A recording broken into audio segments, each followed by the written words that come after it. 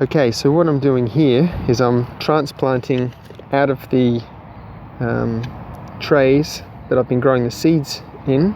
The seedlings have now gotten to this stage where they're 2 true leaves, as well as the 2, I don't know if you can see that, but there's the first leaves, the cotyledons, and then there's these first 2 true leaves.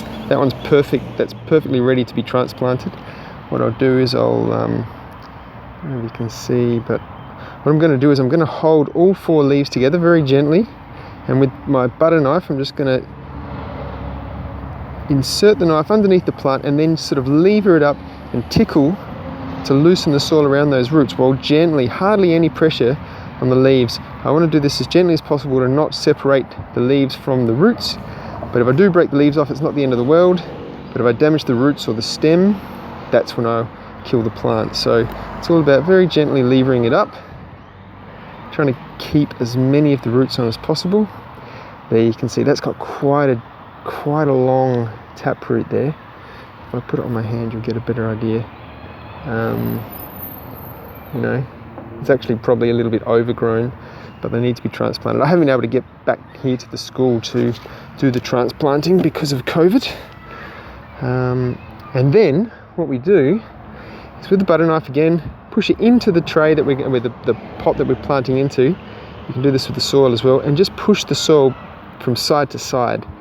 That'll give us a nice firm walled hole that we can then just drop the seedling into. We want to make sure that that taproot goes as far down to the bottom as possible.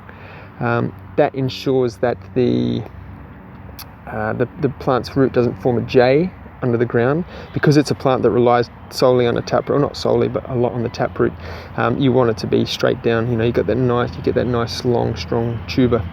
And then what we want to do is, where the plant turns from white to green, we want to make sure that's where the soil level comes up to, and then just push the soil back,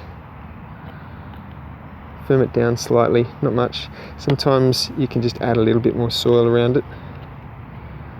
And that's it. And then just water in with some sort of seaweed solution that helps to relieve any shock. The other thing I'm doing is I'm doing this in the afternoon. If you transplant in the morning, the plant goes into shock and then suffers all day as it transpires moisture through the leaves with the sunlight. So the later in the day you can transplant, even at dusk is even better. It just reduces the shock of transplanting. So there you have it. Hope that is useful.